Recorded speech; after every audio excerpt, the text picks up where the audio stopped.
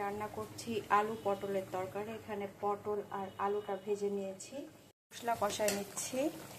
এখানে পেঁয়াজ ভেজে তার উপরে মশলা দিয়ে দিয়েছি, আদা রসুন বাটা, হলুদের গুঁড়া, মরিচের গুঁড়া, লবণ, জিরা গুঁড়া, ধনিয়া গুঁড়া এগুলো দিয়ে কষায় নিলাম।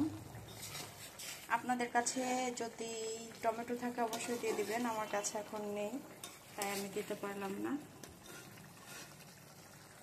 মশলাটা ভালো করে কষানো হলে আলু পটল এটাতে দিয়ে দিব, দিয়ে দিবেন।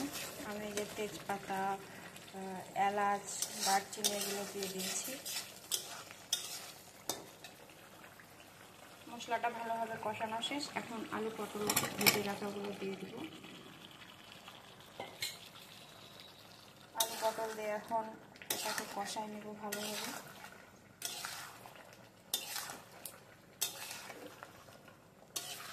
আমার কষানো প্রায় শেষ, এখন আমি এতে একটু পানি দিয়ে দিব।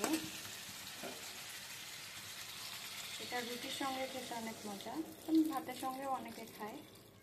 পানি দিয়ে দিলাম, এখন এটাকে ঢেকে দেব। ফাইনাল লুক একটু পরে আপনারা দেখতে পাবেন।